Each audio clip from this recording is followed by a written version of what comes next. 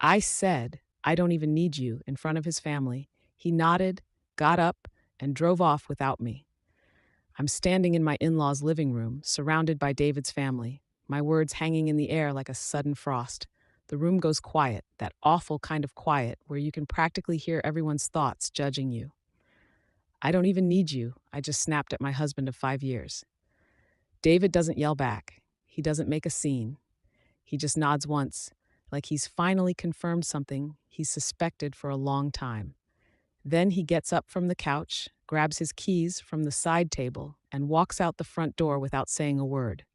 I hear his car start up in the driveway, and I think, good, let him cool off, he'll be back. But he doesn't come back.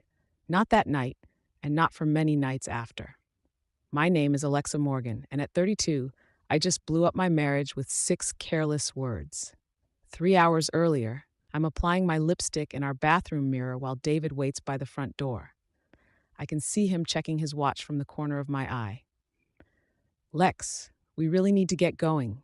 Mom's expecting us at 6, and you know how she gets about dinner being served on time. I roll my eyes at my reflection. It's not like they're going to start without us. Besides, your mom already thinks I'm the devil incarnate, so what's another strike against me?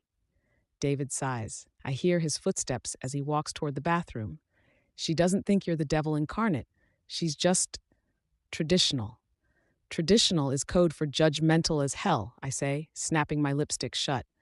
I deliberately take my time putting it back in my makeup bag, enjoying the power of making everyone wait. David leans against the doorframe. At 36, he still has that boyish charm that made me fall for him. Gentle brown eyes, strong jawline, that little dimple on his left cheek when he smiles. But he's not smiling now. Can we please just try to have a nice evening? For me? He asks. I think, why does it always have to be about keeping everyone else happy? What about what I want? But I just shrug. Fine. Whatever. In the car, I scroll through Instagram while David drives. My best friend Natalie is in Bali with her new boyfriend, all sun-kissed skin and exotic cocktails. Meanwhile, I'm headed to another tedious dinner with the in-laws where I'll be silently judged for not yet producing grandchildren and for having a job that actually matters to me. You're quiet, David says, breaking into my thoughts. Just tired, I lie. The truth is I'm resentful. Resentful that at 32, my life feels so predictable.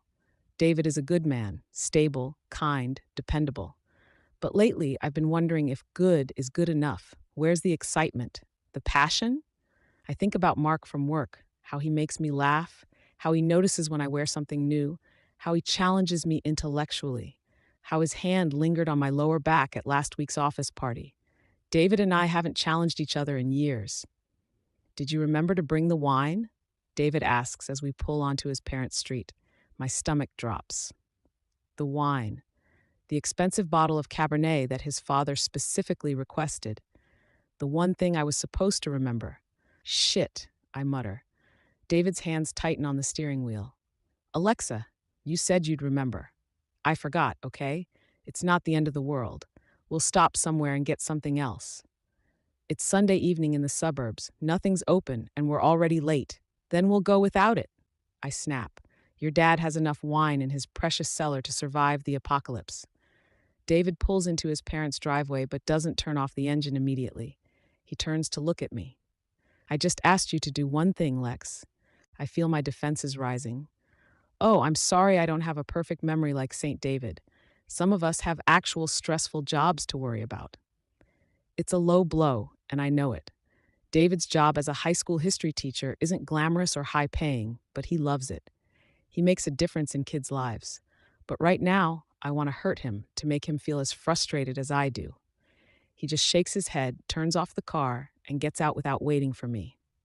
Inside, David's mother Margaret greets us with her typical passive-aggressive warmth. There you are. We were about to send out a search party, she says, kissing David's cheek before giving me a stiff hug. She's wearing an apron over her immaculate outfit, not a hair out of place despite having cooked a full meal. Sorry we're late, Mom. Traffic was bad, David says, covering for me. Well, you're here now. That's what matters. She looks at my empty hands. Oh, did you forget the wine? Before I can answer, David jumps in. That's my fault. I left it on the counter at home. I shoot him a surprised look. Why is he taking the blame?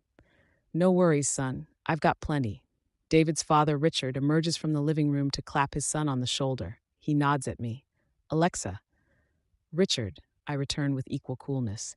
David's younger sister, Melissa, is already there with her husband, Greg, and their 2-year-old daughter, Emma.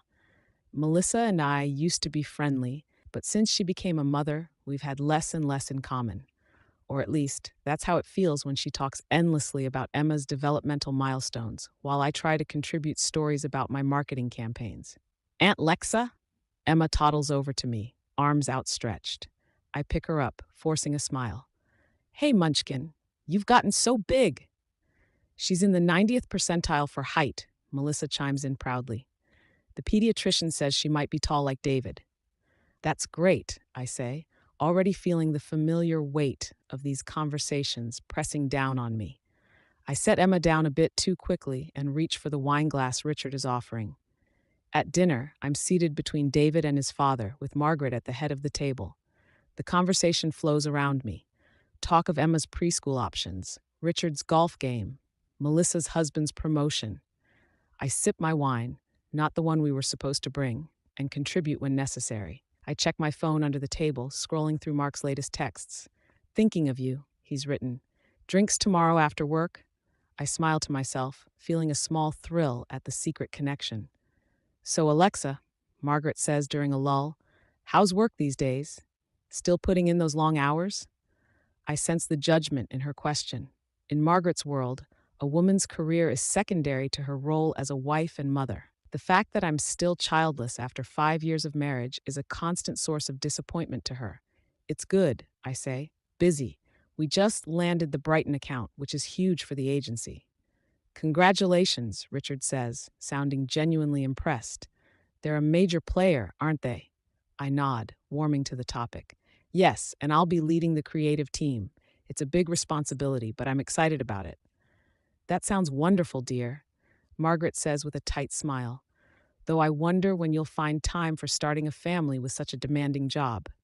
And there it is, the inevitable question. Mom, David warns, placing a hand on my knee under the table. I shake it off. Actually, Margaret, David and I haven't decided if we want children yet. A lie. David wants kids. I'm the one who keeps pushing it off. Margaret looks stricken. But surely at your age. My age is fine, I cut in. Women have babies in their 40s now, if we decide to have them at all. An uncomfortable silence falls over the table. I feel David tense beside me. Who wants dessert? Melissa chirps, trying to change the subject. But Margaret isn't done. I just think you might regret waiting too long, and David would make such a wonderful father. I see the longing in David's eyes as he watches Emma giggling with her dad. The guilt rises in my throat like bile. David knows where I stand, I say carefully. Yes, but does he know where you'll stand in 5 years when it might be too late? Margaret presses. Mom, please, David says quietly. This isn't the time or place. I'm just concerned, she continues. You've always wanted a family, David. And Alexa, dear, I know your career is important, but there's nothing more rewarding than being a mother. I feel something snap inside me. All the resentment, the feeling of being judged, the pressure, it all bubbles to the surface. You know what, Margaret? Not everyone measures success by how many children they've popped out. Some of us actually want to make an impact in the world beyond perpetuating our genes. The table goes silent. David's hand finds my arm. Lex, come on. I shake him off again, standing up. No, I'm tired of this. Every dinner, every holiday, it's the same conversation. When are you having babies? Why are you working so hard? Why can't you be more like perfect Melissa? Alexa, that's enough. David says firmly, standing up beside me. Is it? Because I don't think it is. I don't think your family has any idea who I actually am or what I want. And neither do you anymore. David's face hardens. That's not fair. I support you in everything you do. I laugh bitterly. Support me. You tolerate me. You make excuses for me. Sorry we're late. Sorry we forgot the wine. Sorry my wife has ambitions beyond being barefoot and pregnant in the kitchen. I have never said anything like that, David says, his voice dangerously quiet. You didn't have to. It's written all over your face every time we leave here. You wish I was different. You wish I was more like what they want me to be. David shakes his head, his expression a mixture of hurt and anger. That's not true, and you know it. I fell in love with you exactly as you are. Well, maybe who I am is someone who doesn't want this life anymore. The words burst out of me before I can stop them. The room is so quiet I can hear the clock ticking on the wall. Emma has stopped giggling and is looking at us with wide eyes. Melissa and Greg exchange uncomfortable glances. Richard stares down at his plate. Margaret looks like she might faint. And David looks devastated. I'm standing in the living room now, arms crossed, face burning with shame and defiance. David follows me, leaving his stunned family at the dining table. "What the hell was that?" he asks, his voice low. "That was me finally being honest," I say, though I'm already regretting how far I've taken this. "Honest? By humiliating me in front of my family? Oh, I'm sorry. Did I embarrass the golden child?" David runs a hand through his hair, a gesture I know means he's trying to keep his temper in check. "This isn't about me being embarrassed, Alexa. This is about respect, basic human respect." "Respect," I laugh. "Where was the respect when your mother was basically calling me a selfish career woman? Where was the respect when you let her do it? I defended you. I always defend you." "I don't need you to defend me," I shout. "I don't need you to make excuses for me. I don't need you to smooth things over with your family. I don't even need you." And there they are, those 6 words that change everything. I'm standing in my in-laws' living room, surrounded by David's family, my words hanging in the air like a sudden frost. The room goes quiet, that awful kind of quiet where you can practically hear everyone's thoughts judging you. I don't even need you. I just snapped at my husband of 5 years. David doesn't yell back. He doesn't make a scene. He just nods once, like he's finally confirmed something he's suspected for a long time. Then he gets up from the couch, grabs his keys from the side table, and walks out the front door without saying a word. I hear his car start up in the driveway, and I think, good, let him cool off, he'll be back. But he doesn't come back. It's 2 hours later, and I'm sitting in an Uber headed home. No one offered to drive me, and I couldn't stand the thought of waiting in that house any longer. Margaret had disappeared upstairs after David left. Richard had muttered something about checking on her and followed. Melissa and Greg had awkwardly gathered Emma's things and made a hasty exit, Melissa only saying, "Call us if you need anything," on her way out. I'd called David 17 times, all went straight to voicemail. Now, in the back of a stranger's car, I'm replaying the evening in my head, wondering how things spiraled so far out of control. My anger has faded, leaving only a hollow pit in my stomach. I think, what have I done? At home, the house is dark and empty. David's car isn't in the driveway. I check our bedroom, half expecting to find him there, but his side of the bed is untouched. His toothbrush is still in the bathroom. His laptop is closed on his desk. I send him a text. "I'm sorry. Please come home so we can talk." No response. I call Natalie, forgetting about the time difference with Bali. She answers, sounding groggy. "Lex, it's like 4 a.m. here. What's wrong?" "I think I just destroyed my marriage," I say, and then I'm crying, big gulping sobs that make it hard to breathe. "Whoa, slow down," Natalie says, sounding more alert now. "What happened?" I tell her everything. The forgotten wine, Margaret's questions, my outburst, and those final terrible words. "Oh, Lex," she sighs when I've finished. That's pretty bad." "I know," I whisper. "I don't know why I said it. I didn't mean it." "Didn't you, though? A little bit?" Natalie asks. "You've been complaining about feeling trapped for months, and let's be real, you and Mark have been flirting pretty heavily." I feel defensive suddenly. "Mark has nothing to do with this."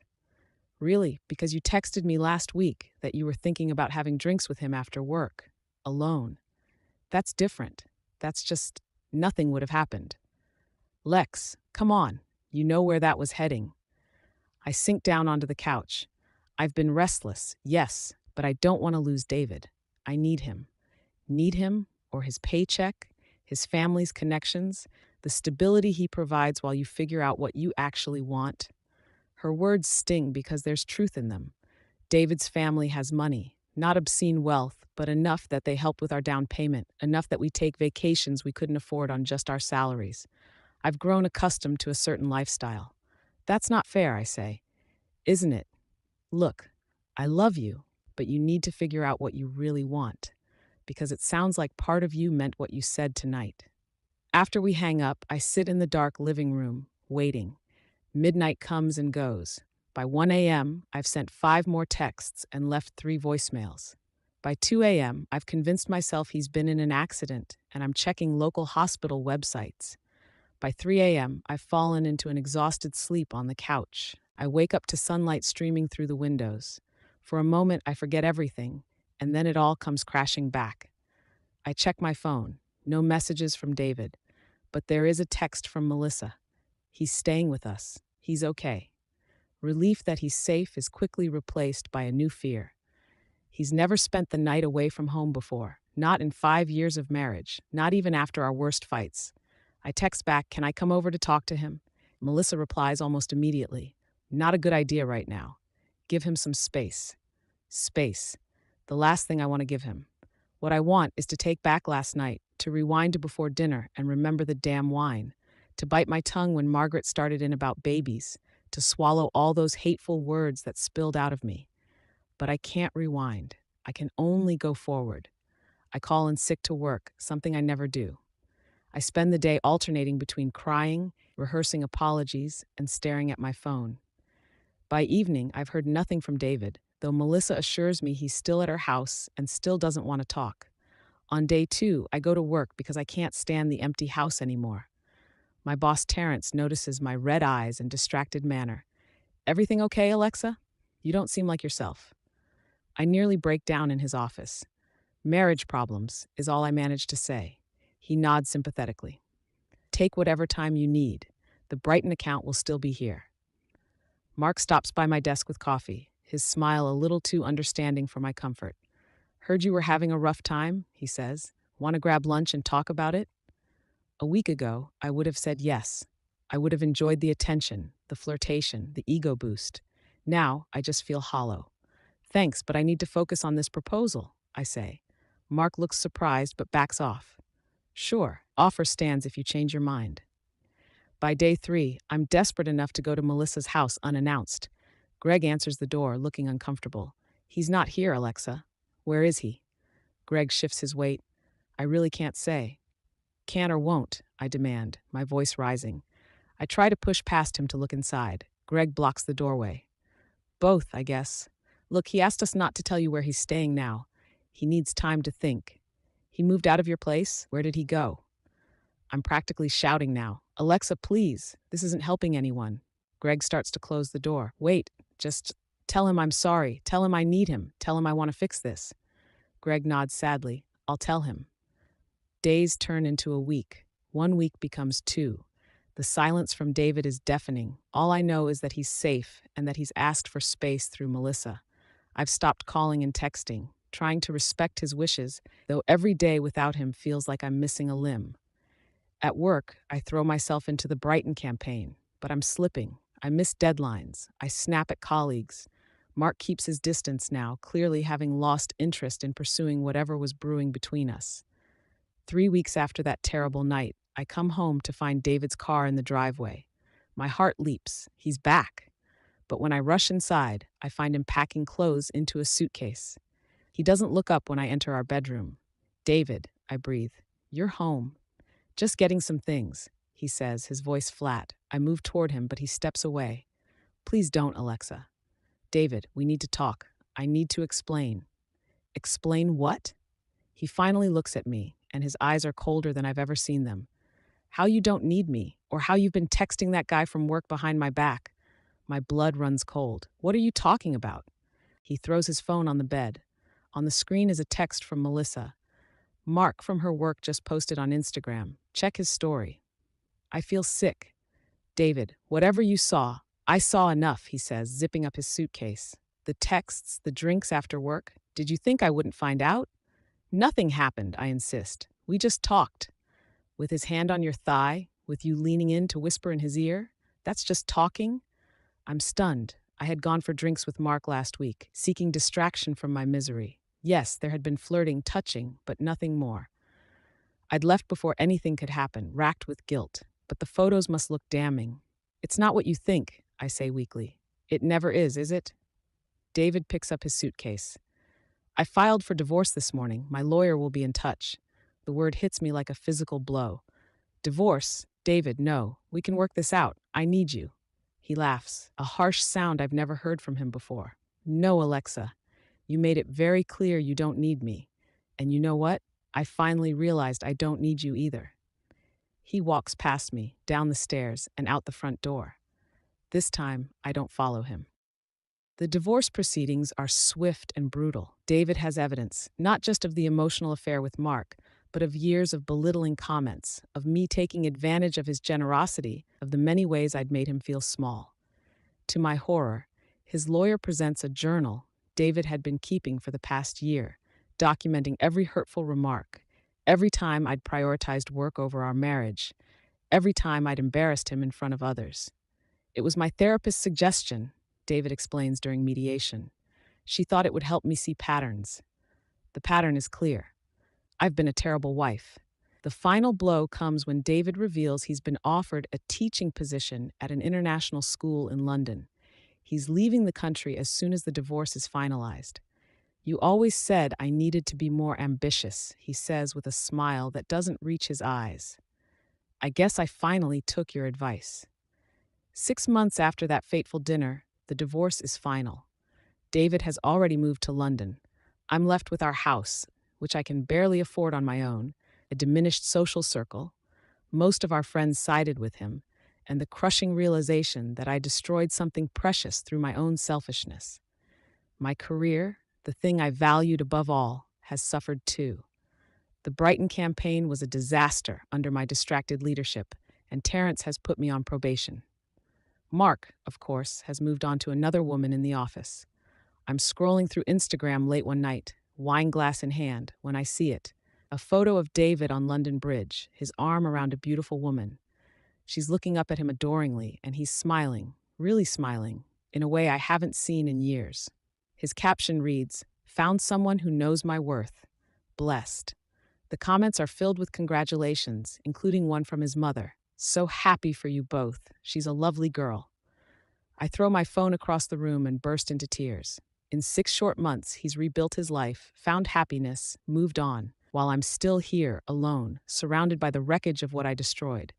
I think back to those 6 terrible words. I don't even need you, and the quiet dignity with which he walked away. He didn't argue, he didn't beg, he just nodded, stood up, and drove away. In the end, that was his revenge, showing me exactly what life without him would be like. And it's so much worse than I ever imagined, because the truth is, I did need him. I just realized it too late.